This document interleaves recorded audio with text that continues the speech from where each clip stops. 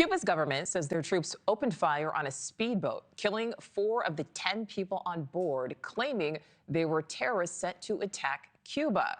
But the U.S. says it's now investigating exactly what happened and who was on board after Cuban officials said the boat was registered in Florida, even though Cuba says all on board were Cubans who lived in the U.S.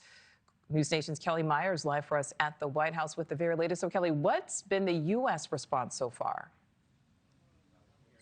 Yeah, hey, Nichole. So I've been asking sources within the White House, State Department, and on Capitol Hill, and still no new updates since Secretary Rubio briefed the media on the shooting last night. A lot of this information right now is coming from the Cuban government, and Secretary Rubio was hesitant to take them for their word. Right now, Cuba is saying the people on the Florida-registered speedboat were trying to carry out terrorism, they said. It all happened on Wednesday morning when Cuban forces say they came across a speedboat in territorial waters. Cuba's Border Patrol forces say they approached that vessel, and that's when the crew on the speedboat opened fire. In response, Cuban forces killed 4 and injured 6 others.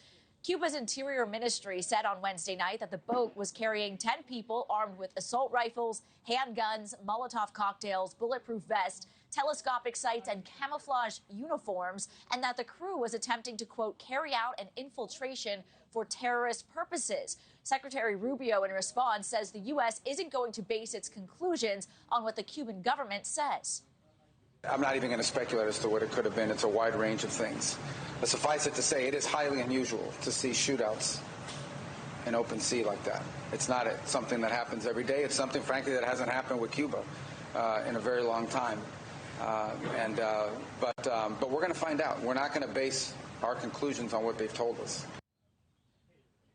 We don't know yet if those on board the speedboat were U.S. citizens or what they were doing in Cuban waters. Rubio says the U.S. will respond appropriately based on what our information tells us. Nichole. All right, so Kellie, what's the reaction so far from U.S. lawmakers?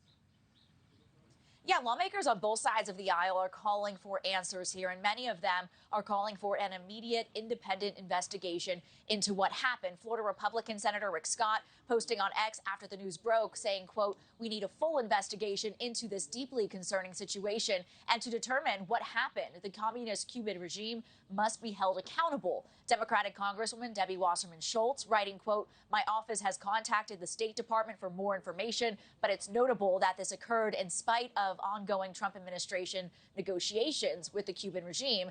And Cuban-American Congressman Carlos Gimenez writing today, quote, "Make no mistake, the pathetic dictatorship in Cuba must be completely annihilated and relegated to the ash heap of history." So far, we're still waiting for any answers from any U.S.-led investigation. Nichole. All right, Kellie Meyers live for us there outside of the White House. Thank you. Thank you for watching. Subscribe below and download our NewsNation app right now on your phone, and you will get fact-based, unbiased news for all Americans.